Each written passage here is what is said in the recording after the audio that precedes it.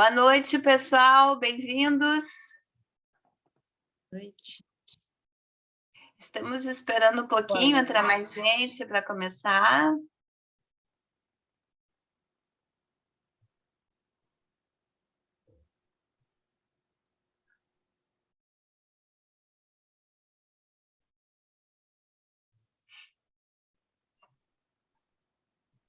Oi, Emerson aí. O Emerson veio nos prestigiar. Veio ele aí. Ana Cláudia ali, ó. Oi. Tudo bom, gente? Boa noite. Bem-vindos. Obrigada. A Assis também está aí. Que legal. A Eloá está entrando. A Ana Cláudia também está aí. A Aldina. Tudo bem, Aldina?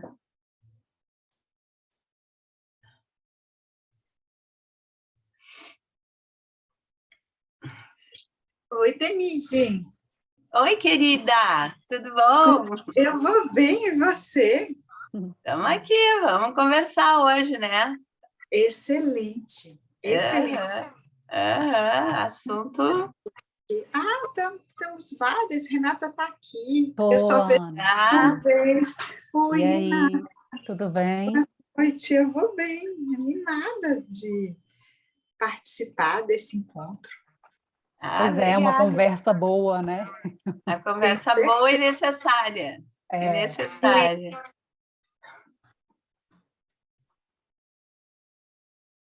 Boa noite.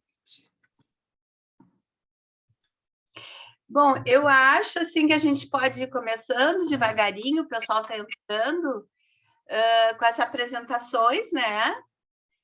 Então, a Renata pode começar, Renata? Começo, Denise. Primeiro eu queria, né, assim, dar boa noite para todo mundo, agradecer a presença de todos, todas aqui, né, dizer que é um prazer, né, a gente poder estar juntos aqui conversando sobre um tema tão importante e necessário como a Denise colocou, né, e que eu sou da Sociedade de Psicanálise de Brasília, né, estou na atual diretoria da FEBRAPSE, onde eu ocupo a função de diretora do Conselho Profissional, tá? E a ideia dessa função, dessa diretoria, é a gente, né, poder pensar um pouquinho sobre o exercício do ofício da psicanálise, né? No qual a gente pode entender ele como ele estendido também como um exercício ético, tá? Tem a Denise, né, e a Anne, que eu acho que a Denise, né, pode apresentar. Sim, então eu sou a Denise Zimpec, né? Também faço parte desse projeto, junto com a Renata, da gente, né, daqui para frente, está podendo falar mais sobre a formação. Eu sou secretária-geral da FEBRAPSE e sou também membro titular da Sociedade Brasileira de Psicanálise de Porto Alegre. E quero apresentar para vocês, então, a nossa convidada especial de hoje, que é a Anne Marlise Porte Rodrigues, que é psiquiatra, psicanalista, é membro titular com função didática da Sociedade Brasileira de Psicanálise de Porto Alegre, é psicanalista de crianças, adolescentes pela IPA, e ela é coordenadora da Comissão Ubuntu. A Anne... ela tem 3 prêmios, né, Anne? Um pela FEBRAPSE, de 2005, um da FEPAL, em 2006, e um da IPA, de 2019, por trabalhos que ela apresentou nesses congressos, né? Deixa eu ver. O da FEPAL, né, que foi feito em Lima e no Peru, em Lima, né, foi justamente sobre o 4º eixo, um assunto muito a ver, né, com a formação, que a gente vai poder falar, que o tema é o candidato e a instituição psicanalítica, que foi em 2006. E o da IPA foi sobre liberdade e singularidade na formação psicanalítica, interminável desafio. E não sei se acho que eu esqueci Corrigindo, da transmissão da psicanálise. Ah, isso mesmo, a liberdade e singularidade na transmissão da psicanálise, né? Um interminável desafio. Então, acho que agora a Renata vai falar um pouquinho do projeto e depois a gente passa para a Anne já algumas perguntas.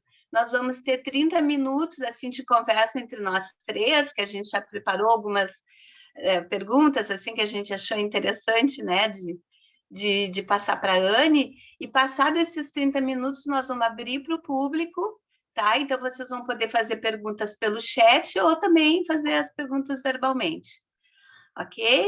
Então eu passo a palavra para a Renata novamente. Pensando um pouquinho, né, assim, por que a gente trouxe, né, a Anne, né, a Denise, essa temática para a gente estar conversando agora, né, a gente poder pensar um pouquinho qual é o cenário em termos de comunidade psicanalítica que a gente se encontra no Brasil, tá? E o que a gente vem vendo né, assim, é o aparecimento da psicanálise ligada com questões religiosas, com questões muito mercadológicas, se distanciando, né, de um método, né, de uma ética, né, e de uma ideia de uma transmissão e de uma formação que a gente, de cuidado, né, da formação e transmissão que a gente preza dentro dos institutos, dentro da IPA e da FEBRAPS. Então, a gente criou, né, assim, esse projeto, dando continuidade à campanha Psicanálise já iniciada há algum tempo dentro da diretoria da FEBRAPS, com o projeto Psicanálise e a formação de um psicanalista. Né? E aí a ideia é estar convidando, trazendo psicanalistas das várias federadas para a gente poder estar falando um pouquinho, né, sobre essa nosso jeito de entender, de pensar a formação e a transmissão dentro das federadas e da FEBRAPS e da IPA. E aí, né, assim, eu passo a palavra para a Anne, né, e Denise, enfim, a ideia é mais uma conversa aqui para a gente pensar a respeito disso que, né, a gente está se propondo. Bom, a primeira questão, assim, que a gente pensou, que é uma questão bem abrangente, é como é que tu estás vendo, Anne, o cenário da psicanálise brasileira nesse momento, né? Assim, com todas, né, com todo o crescimento que a psicanálise teve nesses 100 anos, mas assim, né, existem, cada vez a gente fica sabendo mais, assim, foi um pouco a fala da Renata, né, de diversas propostas de formação em psicanálise, né? Então, assim, eu acho que é importante as pessoas que estão aqui saberem, entenderem um pouco, assim, o que é a IPA, né? O que são esses outros institutos, assim, o que está dentro desses eixos formadores, assim, né? Que são, vamos dizer assim, balizados, né?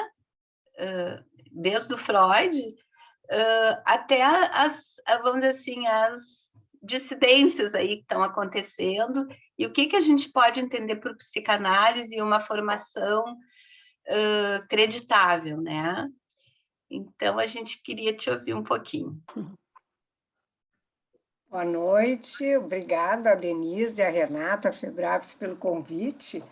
Né? Eu só queria lembrar que esse prêmio, que foi do Quarto Eixo, não foi um trabalho meu sozinha, né? Eu era, na época, a presidente da Associação dos Candidatos da Brasileira, e a diretoria tinha a Silvia Skowronski, a Leia Kloschner e a Rosalda Puiati. Então, nós, enquanto diretoria, fizemos esse trabalho. Então, é um trabalho, foi interessante também, porque ele foi feito por uma diretoria, né, dos membros do Instituto, dos candidatos da Brasileira na época. Né? Bom, é uma pergunta, né, Denise? Renata, bem assim, simples, né? Mas antes da gente passar diretamente para o nosso assunto de hoje, eu queria, em primeiro lugar, em relação ao projeto, né, que a Renata trouxe, dizer que além da gente poder pensar, né, o que é próprio da nossa oferta de formação e o que são as outras, eu acho que esse projeto vai permitir que a gente também faça um trabalho para dentro, né? Para a gente poder se olhar até no sentido criticamente, assim, o que nós, enquanto, né, federadas, enfim, institutos da FEBRAPSE, no que a gente está bem, no que não, né, o que isso quer dizer, por que estão aparecendo tantas, né, ofertas diferentes ou desses outros lugares, né? Então, eu acho que isso também vai ajudar para essa reflexão necessária interna, né? Mas antes até da gente ir direto ao nosso assunto, eu queria, nesse momento, prestar uma homenagem a Gal Costa, né? Eu acho que todo mundo ficou muito triste hoje com essa notícia, né? Ela é realmente assim dona de uma voz única, a palavra que falava é cristalina, né? Uma voz cristalina, e ela deu para a nossa cultura brasileira uma grande contribuição, né? Como são todos os nossos artistas, né? E eu acho que todo o Brasil, de certa forma, entrou em luto hoje, né? E como eu fiquei me lembrando também, nesse momento, como na pandemia os artistas brasileiros nos ajudaram, né? Eles nos ajudaram não só com a questão do medo da morte, né? Mas com todas as angústias, né, que a gente foi vivendo, se ia ter vacina, se não tinha, né? Se a gente ia trabalhar, como...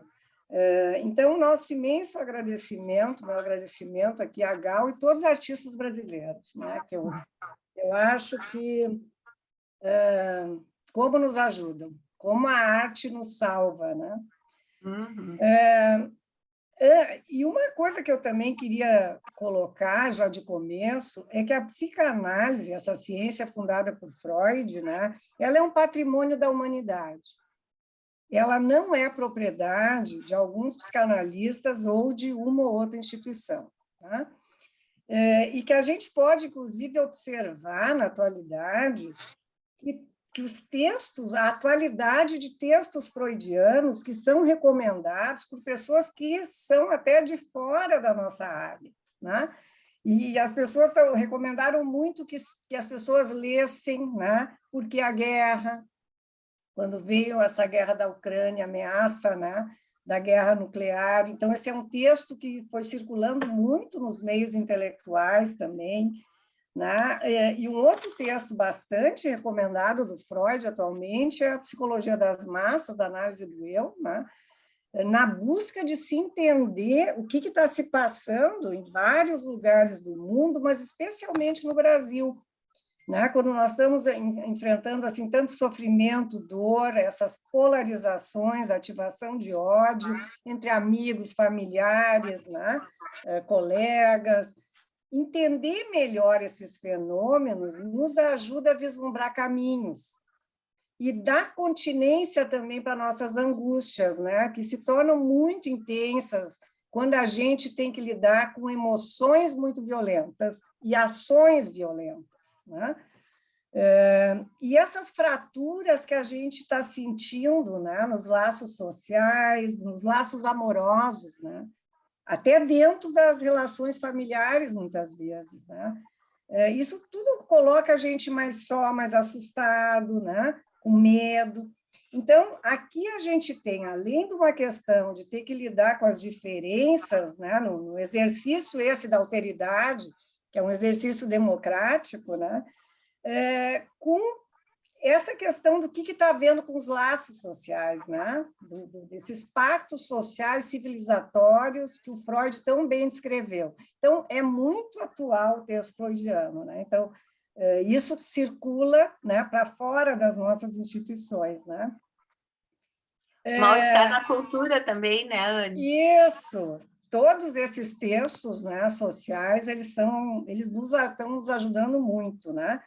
Bom, e quando a gente pensa, então, nessa questão da psicanálise, né, da cultura, também onde é que estão as nossas sociedades, os nossos institutos? Porque eu acho que um dos questionamentos que a gente tem que se fazer é de um certo isolamento, né, que a psicanálise, de certa maneira, foi sofrendo, através de um isolamento dos psicanalistas dentro das suas instituições e seus consultórios, né?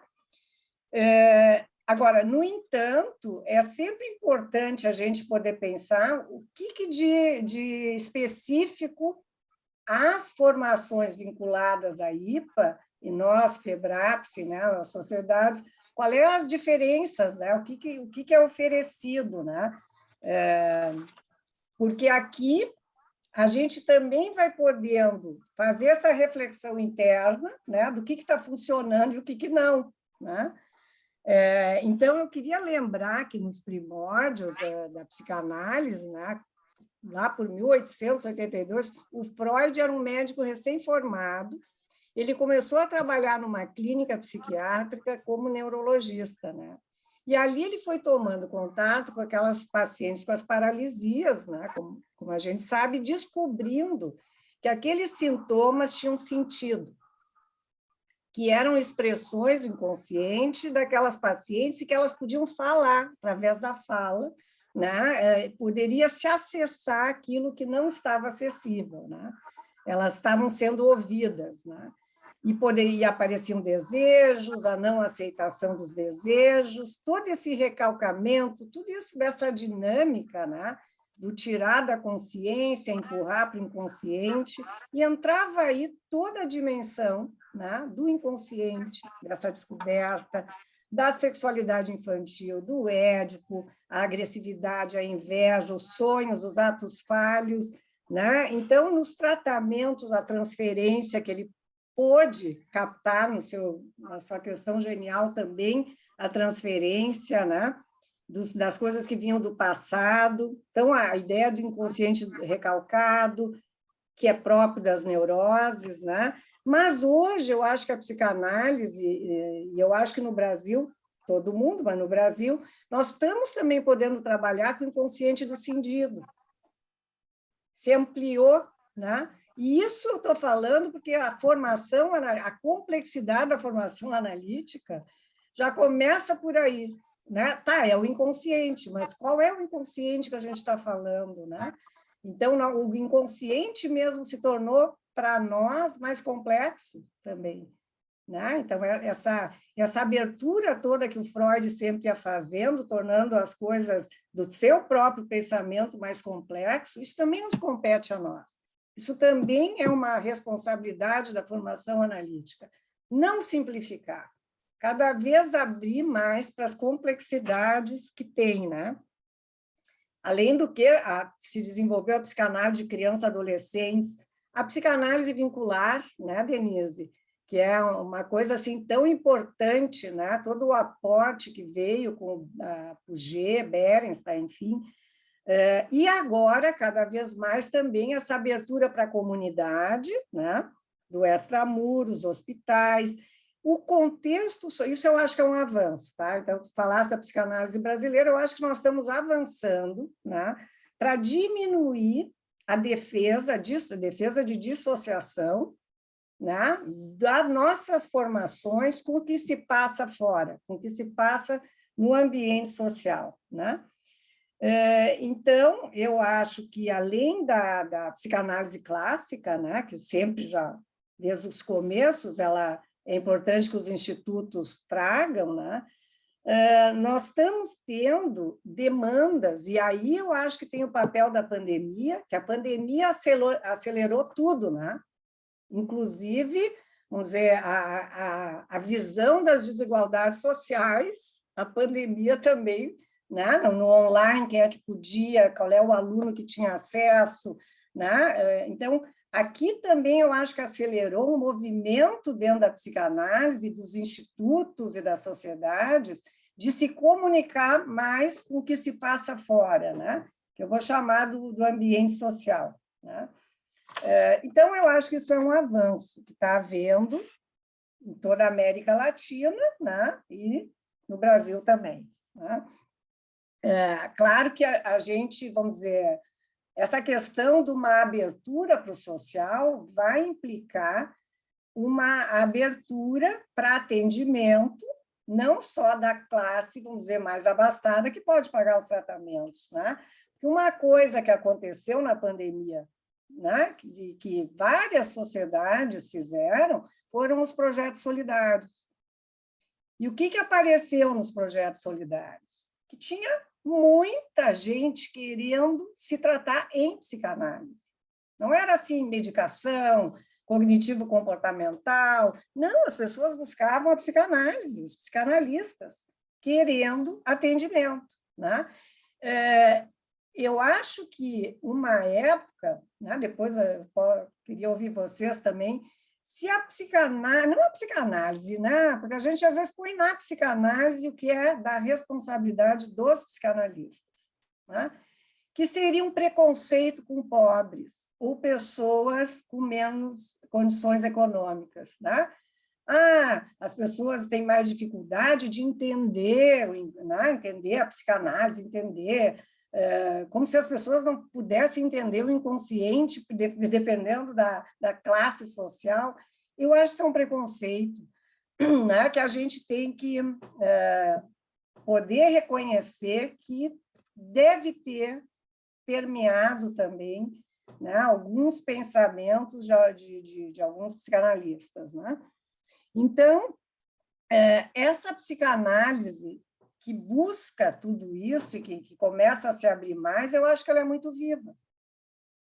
Eu acho que ela encontra aqui também uma fonte de revitalização, porque mesmo que a gente pense, não, mas daí não é 3 vezes por semana, 4 vezes por semana, mas a escuta analítica, né, ela permanece, né?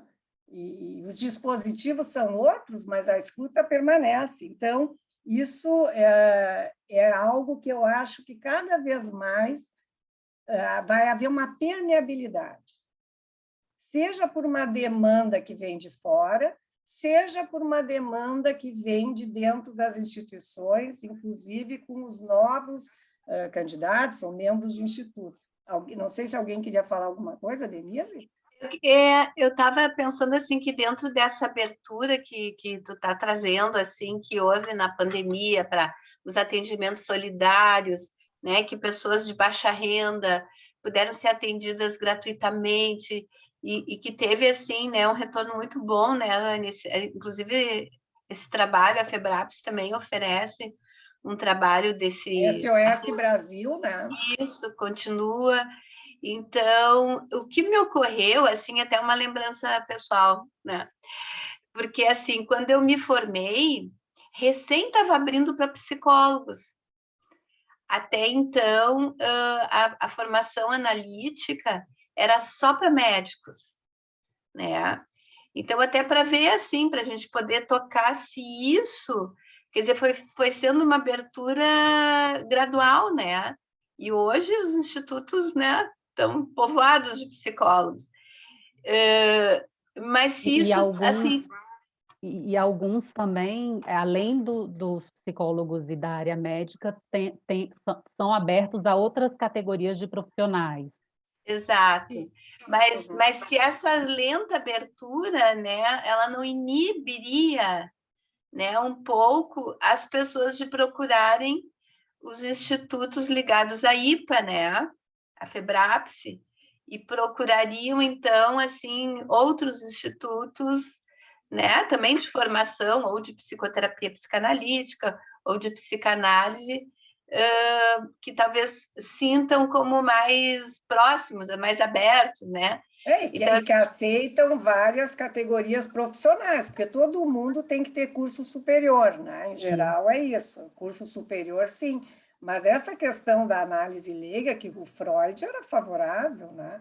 Mas isso implica, vamos dizer, que cada sociedade vai ter que fazer essa discussão interna, né? Já tem algumas, né? Eu não saberia dizer, não sei se vocês sabem, quantas das 18 federadas são abertas para não psicólogos e não médicos, mas eu tenho a impressão que não deve ser a maioria, né? Não, ser, não, Anne. Né? Eu acho que então, Brasília aqui, São Paulo...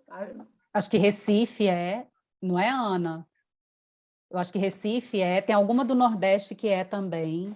Não, então, vocês vejam assim, né, como essas outras fora da IPA, como a Denise lembrou, elas são mais abertas em geral, né?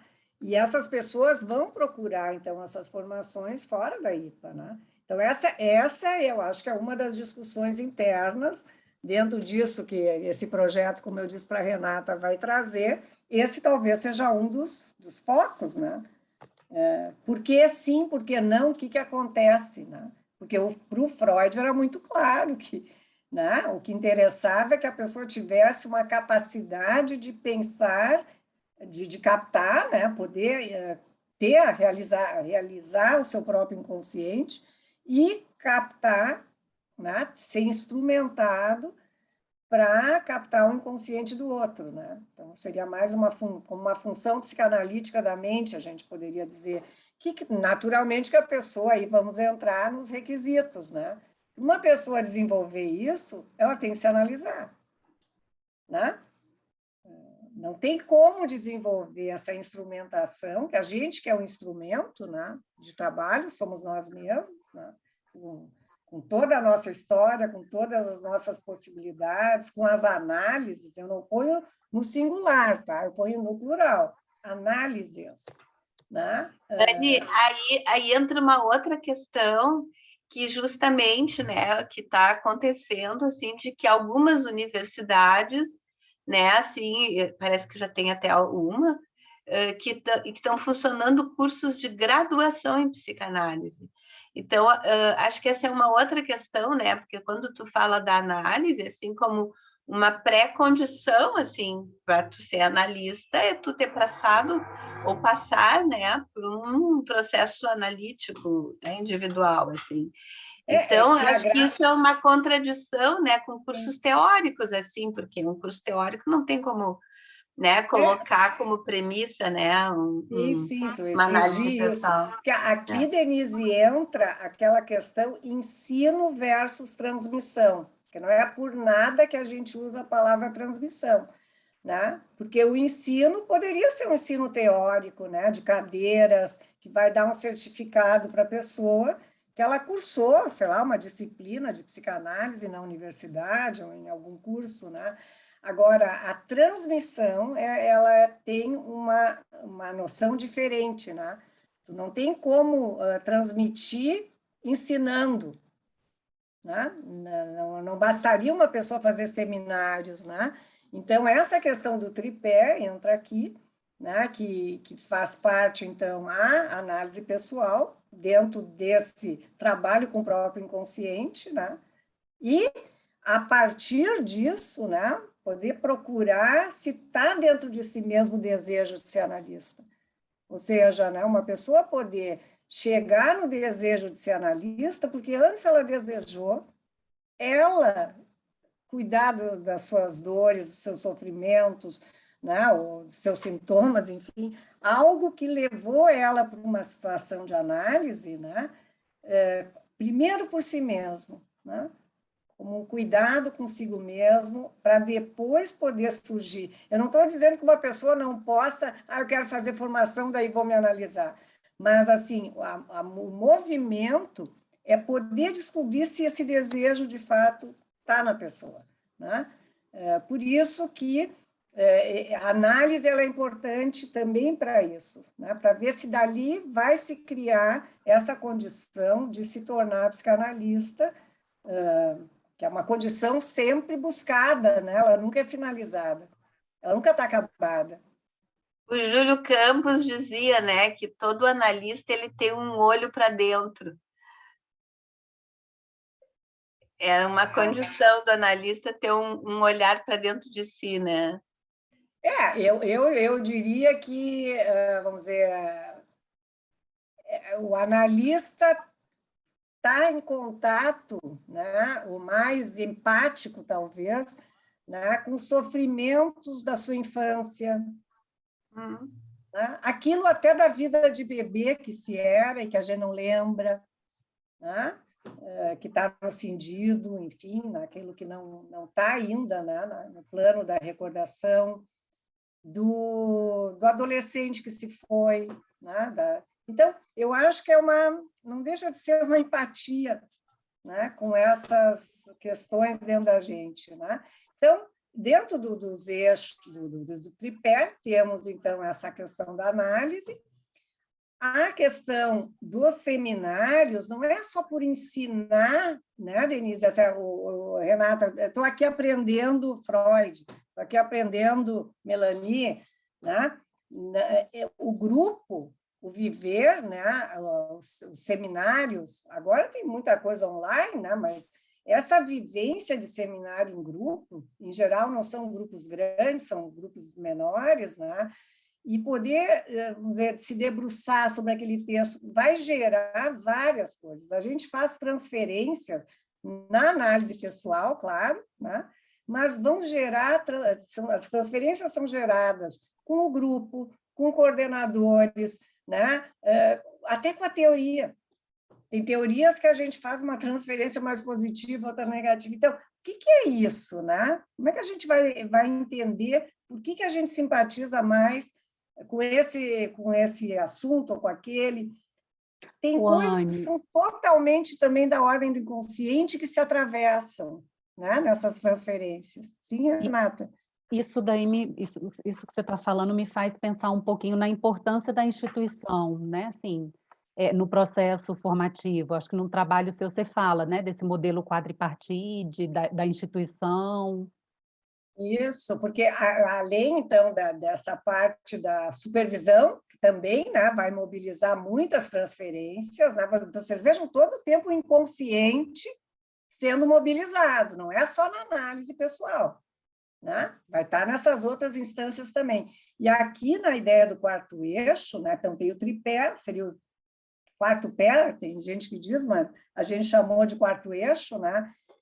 A instituição ela é fundamental, né? Porque dentro dela também vai se mobilizar uma outra coisa que os analistas, me parece, nós, né, temos a dificuldade de trabalhar em grupo, né? O trabalho em grupo é muito difícil, né? Porque ele vamos dizer, tu não tens como, tu não estás ali, entendeu, para fazer uma intervenção interpretativa ou alguma coisa. Não, tu tem que lidar com as coisas, com o outro.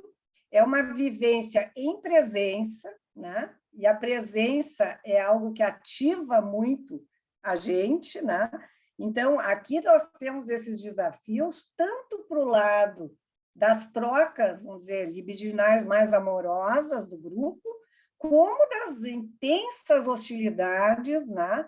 E a violência dos sentimentos quando a gente está em grupo também, né?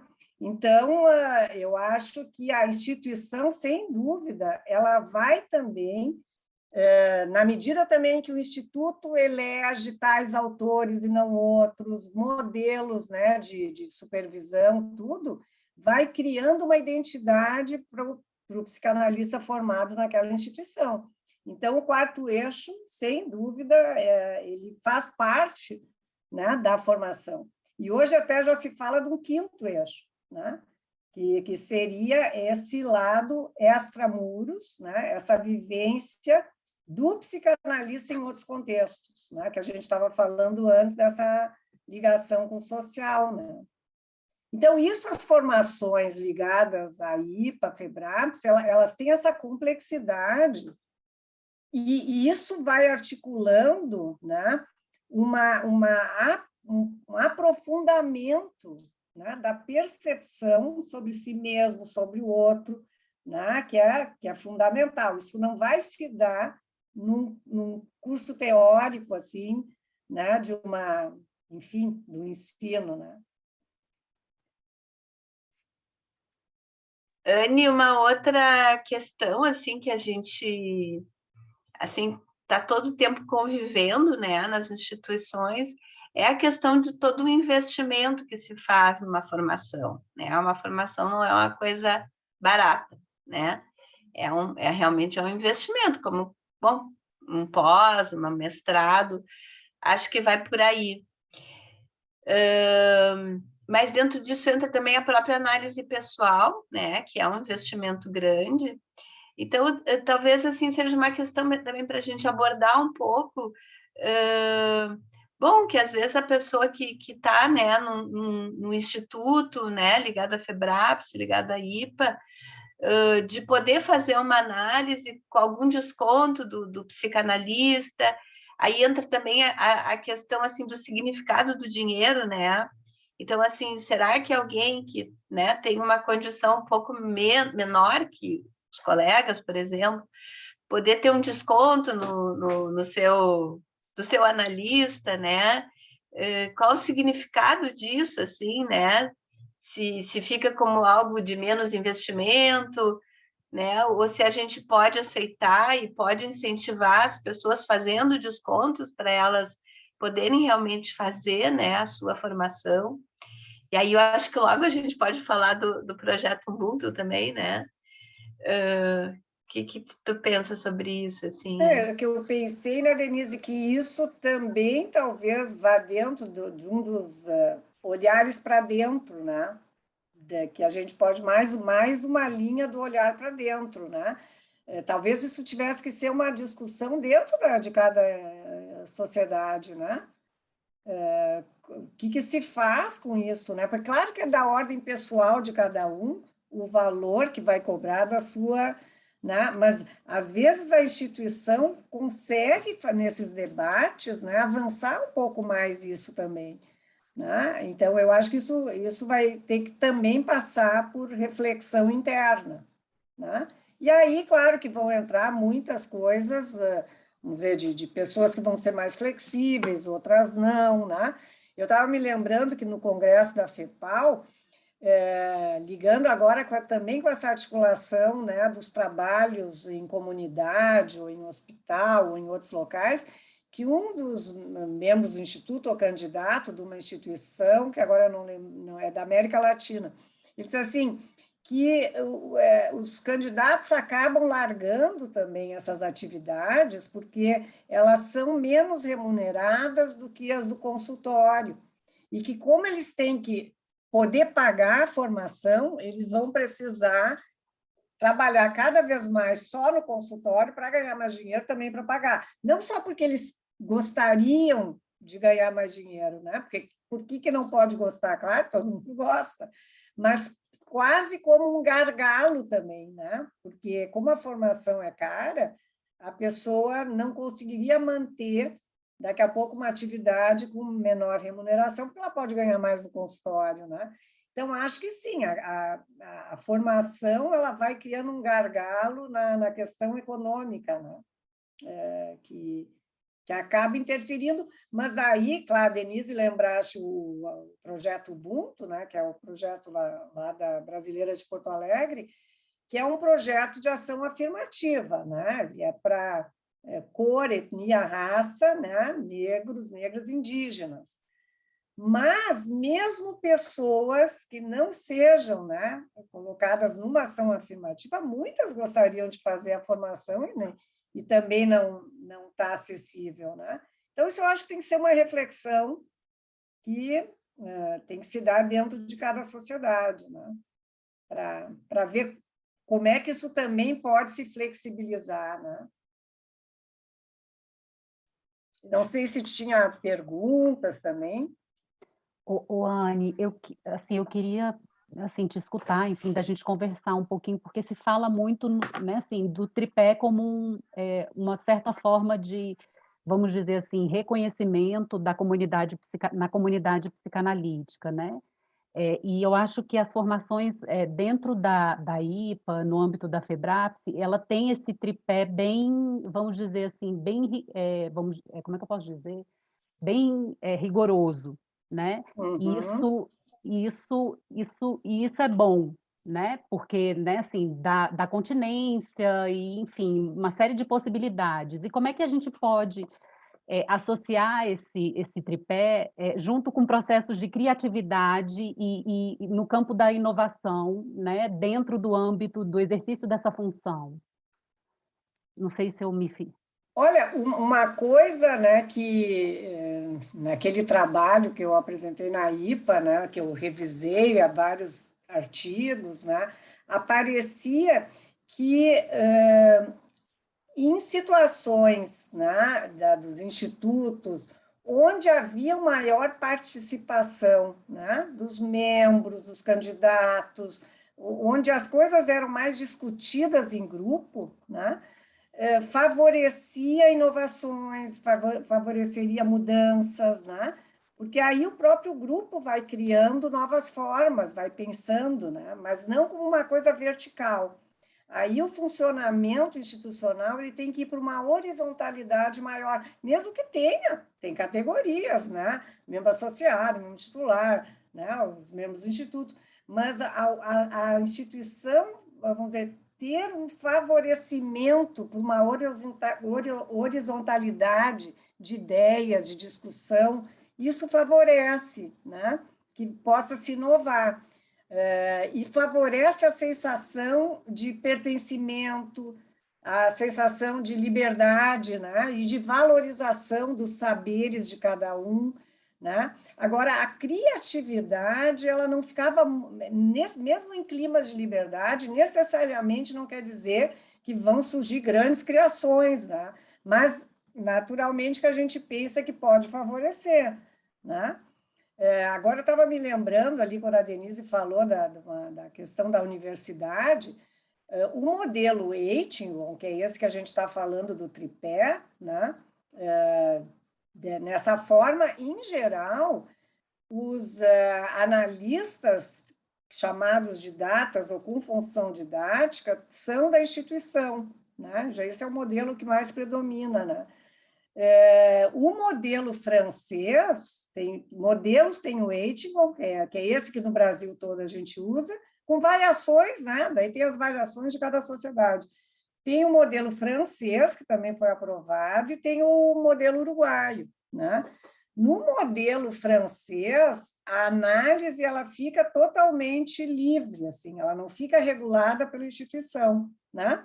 E uma pessoa poderia, inclusive, não estar em análise enquanto ela está fazendo a formação. Mas a parte das supervisões, né, se tornam daí, vamos dizer, quase que a parte central. Os supervisores, as avaliações, né, e as supervisões que aqui ficam delimitadas em, sei lá, mais ou menos 2 anos, né, pode ser mínimo 2 anos, lá pode se estender por muitos anos cada supervisão, né? Porque muda daí o trabalho, é um trabalho, inclusive nessas transferências, contra-transferências, tudo, né? E no Uruguai, eles fizeram que a formação ficasse, a pessoa que termina lá ganha o título de uma pós-graduação, como se fosse um mestrado. Então, tem uma vinculação com a universidade. Só que isso não é um ensino, né? Assim, o ensino. Isso está vinculado com o instituto. Então, a pessoa tem que ter análise antes, mas também durante, né? E eles lá não têm assim, e o analista não precisa ser da APO, pode é da IPA, né? Mas a pessoa ela é avaliada, não avaliada o termo, acompanhada por grupos que têm uma função, né? Então, tira a questão da função didática numa pessoa, ou a figura do didata, e eles transformam em grupos com uma função, né? Função de acompanhamento nisso, naquilo. Então, são modelos diferentes, mas igual, a ideia é que tem o tripé esse, né? Análise, seminário e supervisão, mesmo que mude o tipo de configuração, né? E no Uruguai, eles acham também importante que a análise possa acompanhar o período esse, né, da formação. Porque isso eu acho que é interessante também, que as coisas fiquem porque é muito diferente, né? Uma pessoa está em análise enquanto ela faz a supervisão, né? Claro. Ela vai se remeter para a sua própria análise, né? Com certeza. Está tudo muito interligado, né? Anne, a Maria Aparecida fez uma pergunta aqui no chat, né? Você quer fazer, ou Maria Aparecida, ou eu leio a sua pergunta? Eu acho que agora a gente pode abrir, né, para o público perguntar, né? Já são 9h20. Acho que podemos abrir. Pode ler. Ela perguntou o que vocês aconselhariam para um profissional não médico / psicólogo que vem se inserindo na psicanálise.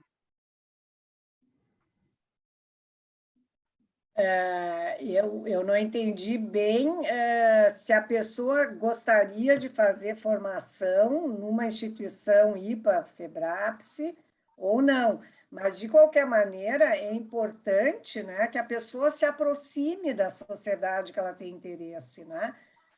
Que ela possa ir em grupos de estudo, tem várias coisas, mas eu acho que essa questão, se a pessoa quer fazer formação, né, e a sociedade não está aberta para não psicólogos e não médicos, ela já vai ficar barrada ali, né? Entende? Então, isso é uma discussão que eu acho importante de ser levada, né? Agora, todas as sociedades, elas têm grupos de estudo, né? Elas têm, enfim, vários momentos assim que uma pessoa pode se aproximar, mas a formação aí é um outro passo, né? Não sei o que a Denise ou a Renata poderiam também acrescentar. Eu achei que essa tua ideia da pessoa se aproximar, né, assim, com grupos de estudos, ela ir se aproximando da psicanálise, e evidente, né, escolher um instituto que tenha essa abertura para outros profissionais, né? Porque nem todas estão abertos para não médicos e não psicólogos. Mas, assim, se aproximar, fazer grupos, porque algumas sociedades não aceitam para formação, mas aceitam para grupos de estudos, né? Então, é uma maneira de se aproximar, mas o ideal é de que se aproxime. Fazer supervisão, né, Denise? A experiência de supervisão é importante. E de análise pessoal também, né? A análise, sem dúvida. A análise é, assim, como primeiro lugar, né? Uhum. Tem uma pergunta aqui deixa eu ver, da Ana. Fiquei em dúvida se algumas federadas não é necessário estar em análise durante a formação ou até terminar os casos clínicos. Eu tenho a impressão que em todas as federadas da FEBRAPS tem que estar em análise, né? Agora, se vai ser durante todas as supervisões ou não, isso eu não saberia dizer. Eu sei dizer como é que é na Brasileira de Porto Alegre. Eu acho que tem diferença, Anne, exatamente nisso que você colocou. Eu acho que assim, a análise ela vai junto com até a apresentação do primeiro relatório. Uhum. E aí, com relação ao segundo e até terceiro, que alguns institutos já têm, isso diferencia da cultura psicanalítica de cada federada. Isso. E às vezes é variável no tempo também, né? Por exemplo, na nossa, lá, uma época era só a primeira supervisão, depois também a segunda, né? Então, tem coisas que elas são variáveis mesmo. Esse modelo Eitingon, isso na América Latina também. Tem muita variável. Precisa apresentar trabalho, não precisa, né? Que tipo de trabalho? Bom, aí cada instituição regula isso, né? A Fernanda pergunta, um ponto importante a ser pensado, discutido com cuidado, diz respeito aos critérios a serem utilizados para a seleção de novos candidatos. O que vocês pensam a respeito? Mas quem sabe ela não quer dizer o que ela pensa. Se ela pensou alguma coisa sobre isso. Fernanda, tu gostaria de falar? Boa noite. Bom, obrigada, viu, Anne? E parabéns a vocês por esse momento assim, de reflexão, que é super importante. Eu sou da Sociedade Ribeirão Preto. Esse é um ponto, eu estou agora na diretoria do Instituto, e é um ponto que me preocupa muito, né? Quais os critérios que a gente pode utilizar para fazer uma boa avaliação, ou pelo menos uma avaliação, vamos dizer assim, mais significativa, né? Para, vamos dizer assim, aprovar um membro ou não, né? Essa já é uma primeira preocupação que eu tenho dentro da diretoria, né? Porque, às vezes, alguns critérios eu acho que fogem um pouco da formação. E quais critérios que tu está te referindo agora? Eu acho assim, tem alguns critérios que eu acho que são importantes. Por exemplo, a experiência clínica, né? Eu acho que uma pessoa, para entrar em formação, ela tem que ter pelo menos um pouco de experiência clínica, né? Grupos de estudo, essas coisas, porque eu acho que quando a gente começa uma clínica, inevitavelmente a gente já está participando de algum grupo de estudo, seja ele qual for, né? Então, a questão da experiência clínica, para mim, é um critério muito relevante, né? Talvez um outro, que sempre ajuda na avaliação também, né? Se a pessoa já está em análise, né? Ou já teve experiências analíticas pessoais. Porque aí também a gente pode ir vendo como é que foi esse processo, né? Que tipo de ideia ela ficou do seu próprio processo analítico, né? O que ela entendeu, o que ela trabalhou, né? Como é que ela pensa isso? Não estou dizendo que ela vai contar numa entrevista, né, assim, a questão da vida pessoal e tal, mas é uma pessoa poder se referir, né? Como impactou a ela também o processo, né? E a importância disso ter levado ela para querer ser analista, eu acho que isso também é um tipo de interessante, né? Do que, vamos dizer, uma pessoa que nunca se analisou ou nunca se tratou. Então, tu está levantando a experiência clínica, eu estou levantando a experiência de tratamento, porque, claro, sem como é que essa pessoa está na vida, como é que estão as coisas dela, né? Porque se a pessoa não estiver bem, pode não ser o momento aquele, não quer dizer que ela não possa num outro momento, mas pode ser que não seja aquele o melhor momento para ela começar uma formação, né? Então, eu acho que são coisas importantes, né? E sempre é uma coisa delicada, é muito delicado, né? Essa entrevista é muito delicada. Pessoal, alguém gostaria de falar? Não precisa ser só pelo chat, se alguém quiser fazer uma pergunta oral, assim, está aberto. Queria fazer um comentário. Tá, o nosso presidente, o Emerson, bem-vindo. Primeiro, queria agradecer, né, a Renata, a Denise, pela organização da atividade, do projeto, né, o Luiz Celso, que está aí também na questão da divulgação, e a Animalísica, né, por essa primeira atividade, aí, que eu acho que é um primeiro passo de um processo mais ou menos como a análise, ou tornar-se analista, meio sem fim, né? Porque eu acho que a gente estamos há 100 anos, pouco mais, nessa função, e seguem existindo questões, né? Eu gostei muito do início, quando a Marlise falou da psicanálise como um patrimônio da cultura, né? Ou seja, a psicanálise hoje ela não pertence ela não pertence à IPA, ela não pertence às sociedades psicanalíticas vinculadas à IPA ou à FEDAPS no Brasil, enfim, é um patrimônio da cultura e que serve de base para várias coisas na cultura, não só a questão clínica, do atendimento, da análise, da formação, enfim, nas artes, no pensar, na política, na cultura, enfim, né? O que eu acho que acaba trazendo um problema também, né?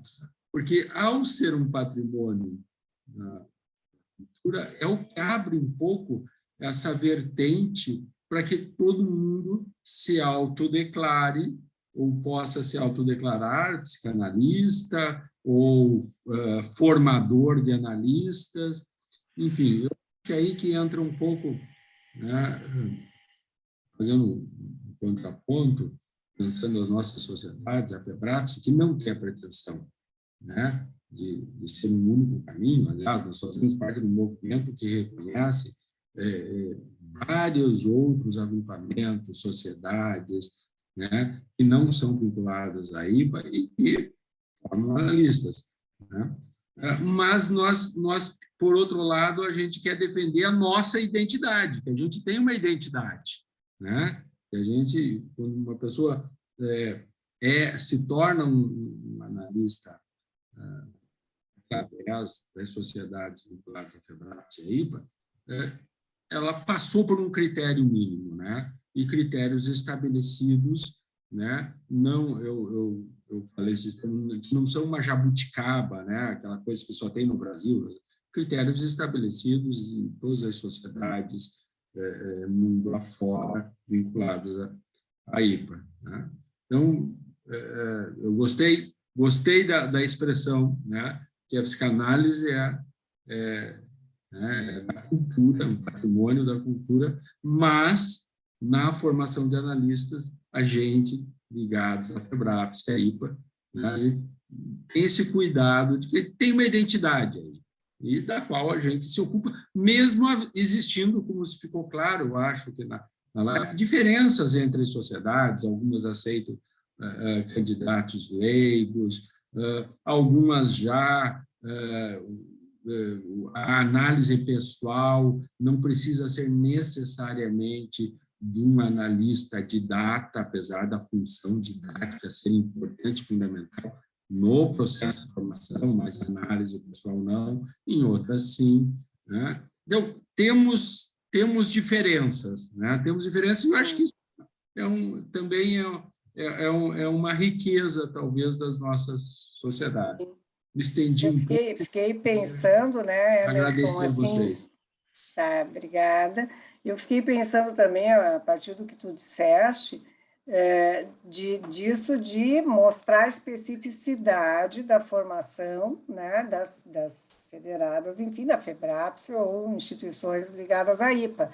Mas eu pensaria, talvez, não tanto assim numa identidade analítica. Eu entendi o que tu queres dizer, porque se a gente pensar, focar na identidade, cada um de nós aqui tem uma identidade analítica diversa, né? Uhum. Ninguém de nós é analista como o outro, né? Muito singular esse processo, que analista que cada um de nós é, né?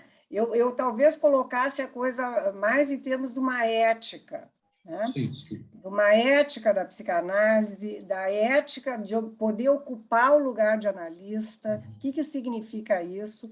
Como é que se ocupa um lugar que nunca também está dentro de uma sessão, pode às vezes variar, a gente às vezes está mais no lugar, às vezes sai um pouco do lugar. Então, essa questão, né, da escuta, que tipo de escuta, né, isso é da ordem de uma ética, né, porque a gente também não vai se colocar com o paciente que se transformou em analisando, né? Porque a pessoa pode procurar por alguma coisa e vai se transformando em analisando junto com a gente, se transformando em analista, né? Então, por isso que eu problematizei um pouco a questão da identidade, tá? Como algo fixo. Te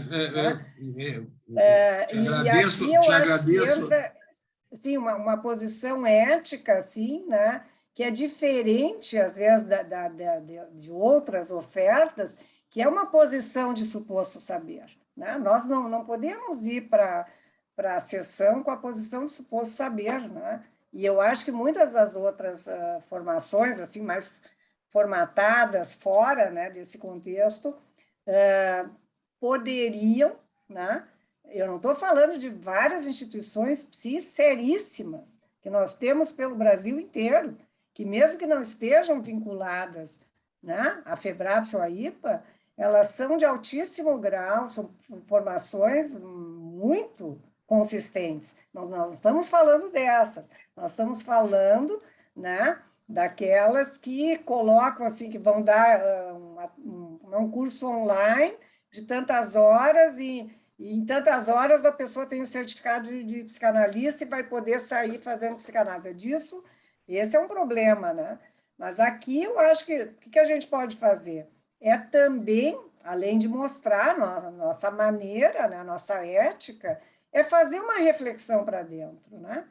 Nós estamos também abertos a receber mais pessoas que antes ficavam de fora e que estão procurando a psicanálise para tudo que é lado, né? Quando é que a gente vai conseguir, né, estar mais aberto para essa demanda, que é uma demanda, né, de atendimento, de entendimento, de formação também.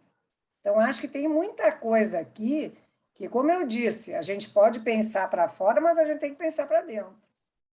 Porque é de dentro que vai ter que vir a mudança, né? Eu estava pensando no projeto Ubuntu, né? Que é um projeto, então, assim, que oferece bolsas financiadas pelos próprios membros da Sociedade lá Brasileira de Psicanálise. Parece que tem um projeto assim também na Sociedade do Rio de Janeiro, né? Com bolsistas. Então, assim, eu vejo isso que tu tem trazido, Anne, assim, uma grande abertura, né? Dos institutos, né? Das sociedades e dos institutos, de alcançar mais esse público, né, que é carente, assim, que tem dificuldades, né, de acessar, por ser uma formação cara. Então, assim, acho que essas aberturas estão trazendo, então, esse público que antes talvez procurasse meios alternativos. Sim, vai Gostaria muito. procurar uma formação mais em conta, né? Mais aberta. Agora, é por isso que eu digo, esse projeto que a FEBRAPS, e parabenizo vocês, que ele nos ajude a fazer essa reflexão, né? Porque a abertura, ela existe, mas não é fácil. Porque nós temos que vencer as resistências nossas internas, as resistências individuais, grupo, né? E organização da cultura daquela instituição. Mudar uma cultura é muito difícil. Anne, pensando um pouco nisso, você poderia falar um pouquinho, assim, se desse, né, de maneira sucinta, a implementação do projeto Ubuntu, como é que ela se deu em termos do trabalho da cultura psicanalítica dentro da sociedade de vocês? E Denise, sim, existe um projeto de ações afirmativas na Brasileira do Rio, e uma das ideias do projeto da FEBRAPS, né, Psicanálise e a Formação de um Psicanalista, que a gente tem, é de ter uma série específica falando exatamente sobre esses, assim, a implementação desses projetos, as repercussões e por aí vai. E agora tem em Fortaleza também, né? Fortaleza também tem um projeto aprovado. A Eloá também quer falar, mas o que eu acho, assim, ó, o Rio, a Brasileira do Rio, né, já vinha inspirando, eu acho, né, outras sociedades a pensar, a Vânia Cidade bastante ativa, né, trabalhando, e a Sociedade do Rio já vinha, diferente de outras sociedades de todo o Brasil, há muitos anos fazendo, né, um trabalho com Moçambique, enfim, isso não é uma experiência que nós, da Brasileira, tínhamos. Então, eu acho que a Sociedade Brasileira do Rio de Janeiro, ela foi muito importante, assim, nessa movimentação, né? Agora, nós tivemos uma situação peculiar, assim, importante, de ter o Inácio Paim Filho como membro, e que lança uma pergunta, que até então ele não tinha lançado, não tinha ocorrido para ele lançar, então teve que ter uma transformação no Inácio para ele poder lançar a pergunta, né? E para que a gente pudesse ouvir a pergunta, que ele perguntou até quando ele seria o negro único na Brasileira de Porto Alegre. A partir desse desencadeador, né? Encontrando uma abertura, porque reparem que mudanças, tu tem que ter várias forças que tem que estar naquele momento se movimentando, né? Naquele momento eu estava, então, na presidência da Brasileira e realmente achei a pergunta fundamental, né? Então, tem essa questão também dos lugares de poder, né? O que uma pessoa, quando está num lugar de poder institucional, o que ela faz com isso? Porque eu poderia não ter ouvido a pergunta. Aí tu silencia a pergunta. Tu silencia a pergunta. Esse movimento de ouvir silenciar está na dinâmica todo o tempo dessas questões institucionais, principalmente quando visam abrir, né, para colegas negros, negras, indígenas, ou pessoas refugiadas, que nem no Rio, ou pessoas, né, que até então não podiam chegar. Né? Então, tem todo o tempo esse movimento de pessoas querendo trazer e pessoas querendo excluir. Isso é a dinâmica em todas as instituições. Nós conseguimos ter uma bolsista desde março, que era o nosso, vamos dizer, teste piloto, que já vem recebendo a bolsa. Na Brasileira de Porto Alegre tem que ter 1 ano de análise prévia antes de ir para os seminários. Né? Então, essa pessoa já está nesse período de análise prévia, então ela poderá começar no ano que vem. E lançamos o primeiro edital para uma vaga, que é o dinheiro que a gente está conseguindo, então nós vamos ter 2 bolsas. Né? Esse edital lançado amanhã, termina as inscrições, e ele tem validade até abril, então, conforme o dinheiro que a gente conseguir captar, a gente pode, né, talvez lá por julho, lançar novo edital. Mas, assim, tudo é bastante lutado, é toda uma dinâmica de vai e vem, o que é próprio, não teria como ser diferente. Né? Isso é próprio do movimento de abrir e fechar de todas as instituições. Né? Acho que a Eloá quer falar, gente. Eloá? Não, pois é, não, eu acho que o que a Anne falou agora é super importante, né? Essa questão das forças, né? Das forças de quem está disposto a escutar e quem não está, né? Eu acho que a sociedade, a instituição, ela tem esse jogo de forças muito presente em todas as decisões estatutárias de mudança de política, né? De projetos sociais e raciais, principalmente agora, que realmente começou com Vânia, né? Vânia começou também com Ney e Fernanda e com todo o movimento do CPLP, né? Do Congresso, né? De Língua Portuguesa, Psicanálise em Língua Portuguesa, e com Vânia, né? Usando trazendo, né? Várias atividades para a sociedade, né? Mas é muito difícil, eu acho, assim, né? É muito difícil, porque isso tem que ser de todos. E acho que é de todos. Acho que a sociedade, a brasileira até teve ontem uma reunião, e isso foi dito, né, por muitos nessa reunião, nessa assembleia, como que foi votado, por exemplo, foi votado 100% na assembleia, há 2 anos atrás, a entrada, né, o projeto racial social. Mas a prática disso, né, é essa prática que eu acho que a Fernanda está perguntando, né, como é que a gente faz para convidar alguém para entrar, né? Quer dizer, que experiências são essas quando você lida com questões raciais, né, que elas já vêm, de alguma maneira, dentro da sociedade, né? Elas já são uma questão na sociedade maior e entram para a nossa sociedade, para o nosso instituto, né? E que isso e como isso o que isso nos provoca, né? Porque isso é muito interessante, porque são pessoas muito preparadas, né? As pessoas que entraram, né? Nós não temos isso como a Anne tem, quer dizer, são a sociedade e os psicanalistas que assumem o tratamento, né? Denise perguntou essa questão dos valores, né? Então, isso é arcado pelo psicanalista, pela sociedade, quer dizer, a sociedade como um todo, né? Então, é um grande trabalho, né? É um grande trabalho porque é algo, você lidar com o diferente, né? Com essa questão do estrangeiro, né? Com o que você escuta e você é capaz de ouvir, que isso que ele falou, até quando você vai fazer uma avaliação para entrada, né? Para o instituto, para a formação, a escuta faz diferença. O que você vai escutar e o que você, quando escuta, o que aquela escuta representa como um sim ou como um não para aquela para aquela sociedade. Né? Agora, Eloá, fiquei pensando, né, nisso que tu disseste, como um projeto de todos, né? Não é, vamos dizer, a experiência que eu tenho, né? No sentido de que, mesmo que, e foi assim, deve ter sido no Rio também, né?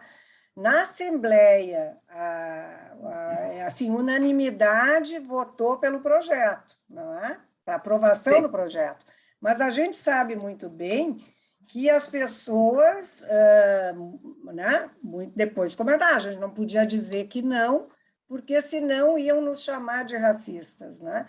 Então, aqui tu tem uma questão que na Assembleia tu pode ter uma aprovação por unanimidade, isso não quer dizer que a dinâmica das forças, né, de quem, vamos dizer, quer levar o projeto adiante, quem não, que isso não vai se tenha revelar dúvida na implementação dos projetos. Então, mas eu acho que isso é inevitável, é nesse sentido que eu quero te dizer. Eu acho que não tem como ser uma coisa de todos, né? O importante... Bom, até porque essa questão do racismo, como ele está colocado, né?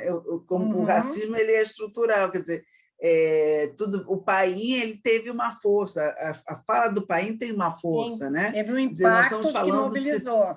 Pois é, nós estamos falando de situações são diferentes, né?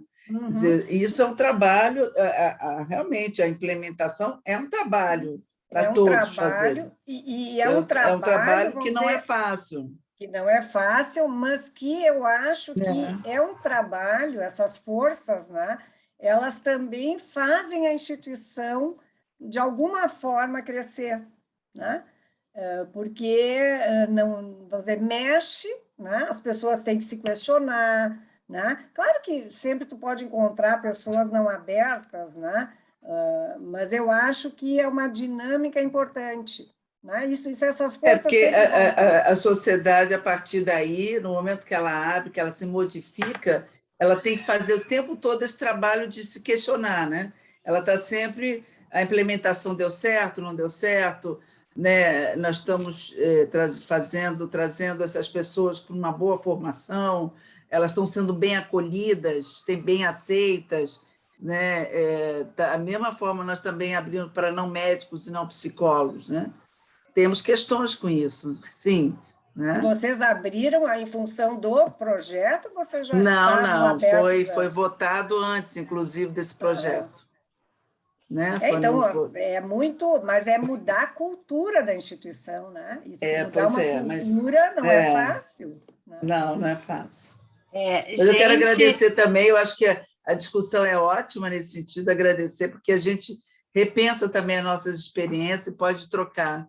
Né, porque aqui é uma mudança, porque a gente estava falando das coisas estruturais, né, Eloá? Seja no racismo, né? Sim. Enfim, a estrutura da instituição, com isso, ela é mexida. Né? Isso. Por isso que eu digo assim, nós temos na formação os modelos, que é esse modelo EIT, o francês, o uruguaio, mas eu acho que a questão nesse momento, isso eu já tinha colocado na FEPAL, não é a criação de novos modelos em si, a nossa questão. A nossa questão é o que a gente vai conseguir mexer em termos estruturais em cada sociedade que a gente está, no sentido de discutir o que está instituído, né? E tentar propor mudanças, né? Eu acho que é repensar a tradição, né? Uhum. O que a partir da tradição pode estar sendo repensado, vamos dizer assim, sem que, né, assim, não se destrua, né? Claro, isso. A tradição ela é importante porque ela nos dá todo o aporte já construído. E toda instituição ela é conservadora, toda instituição é. Mas se ela fica só conservadora é um problema, assim como se ela ficaria toda solta também é um problema. Né? Então, aqui tem esse jogo de novo. Como é que quando é só conservadora é a morte, né? Então, aí estamos falando de pulsão de morte. Mas, gente, né, o papo tá bom, né? Eu acho que foi muito produtivo, eu acho que saber dessas ações afirmativas dentro das federadas, assim, eu acho que isso abre uma luz, né, de mudança. Realmente as mudanças não são fáceis, elas levam tempo, a gente sabe muito disso, né, do tempo que se leva para se mudar, mas acho que as coisas estão acontecendo, né, e esse encontro de hoje foi para, acho que mostrar um pouco, assim, né, a FEBRAPS, mostrar um pouco as federadas, mostrar todos esses movimentos de abertura para as pessoas, né, na hora que vão buscar uma formação, pensarem, né, pensarem assim, o que elas estão escolhendo, o que elas querem para a vida delas, né, então acho que, né, nesse sentido, acho que a gente pode esclarecer muitas coisas, não todas, né, acho que o programa agora dos vídeos, né, Renata, vão esclarecer outras dúvidas, vão trazer outras questões para a gente continuar pensando a formação do psicanalista. Então, eu quero agradecer a Anne, a disponibilidade dela de estar aqui conosco hoje, que foi muito agradável, né? Acho que deu para abordar várias coisas em um período pequeno de tempo. E agradecer a presença de todos, da Renata, né, que está aí super ativa nessa programação, né, que vai com certeza assim contemplar, né, outros aspectos da formação nos próximos programas, né? Agradecer a presença do Emerson, dos colegas da diretoria, de todos os colegas que estão aqui, né, dos conhecidos, dos desconhecidos, e que aguardem, então, o próximo. O que seria, Renata, o próximo? Agora vem os vídeos, né? A ideia são vídeos tanto de pessoas que já passaram, vamos dizer assim, por essa formação que, na verdade, não termina, né? Mas a ideia também é, né, assim, desses vídeos, a partir das perguntas que chegam nas mídias da FEBRAPS, está esclarecendo, falando um pouquinho a respeito dessa formação e também dos depoimentos, né? Que eu acho que para a gente poder pensar a formação, é extremamente importante também a gente dar voz para quem está dentro dos institutos poderem falar sobre como é que eles vivenciam a formação, né? Isso eu acho bem interessante, até ia sugerir para vocês, né? Porque, como eu disse, eu acho que esse projeto, né, ele é importante porque ele pode funcionar para pensar também para dentro, né? Não só essas ações que são necessárias, enfim, para fora, mas pensar para dentro, né?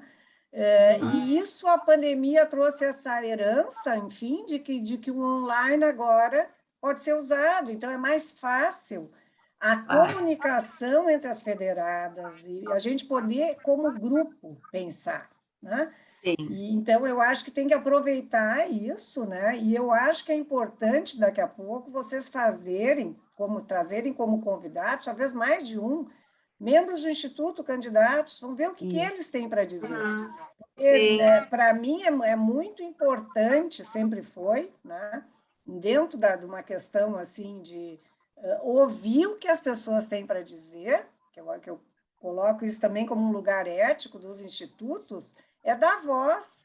Exato. Porque as pessoas que entram têm a dizer, porque elas não só elas trazem de fora, né, as vivências delas, como elas dentro das instituições, elas vão viver vão sentir, captar coisas, né? Elas não estão tão contaminadas pela instituição ainda. Então, poder ouvir mais o que e a FEBRAPS, quantos candidatos tem, né? Para serem ouvidos, para a gente poder ver. Eu acho que isso é muito interessante e parabenizo, então, vocês pelo projeto e ao Emerson também por estar abrigando esse projeto. Emerson, gostaria de dizer alguma coisa? Não, só agradecer a presença de todos, o trabalho de vocês, a presença de todos. Eu acho que essa possibilidade das atividades online, além, né, de poder fazer essa integração, que seria difícil, né? Eu em Pelotas, a Denise e Anne em Porto Alegre, Renata em Brasília, e lá no Rio, a Fernanda, eu acho que é Ribeirão Preto, se não me falha a memória, Luiz Celso Ribeirão, ou seja, né? Mas, além disso, algo que fica gravado, né? E está aí, vai seguir aí para ser escutado, ser pensado, ser problematizado. Né? Então, isso, eu gostaria de aproveitar, já que tu falou do gravado, de dizer que essa atividade vai estar disponível, eu imagino que a partir de amanhã, né, Thaís? No site da FEBRAPS, tá? Então, quem quiser ouvir novamente ou convidar algum colega para escutar, vai estar lá no nosso site. Tá? Então, agradecer assim, especialmente a Anne pela disponibilidade, né, por toda essa fala assim convidativa, explanativa, né, e que nos trouxe para pensar reflexiva, né, Anne? E agradecer a parceria da Renata, né, de toda a diretoria aqui presente. Então, no canal do YouTube, não é no site. No canal do YouTube? Mas acessa Obrigado, pelo site. Thaís. Pelo canal do YouTube. Então tá, pessoal, boa noite. Boa noite, gente. Obrigada, Ana. Obrigada, Denise. Obrigada, gente. Boa noite. Tchau, tchau. Boa noite. Tchau. Boa noite.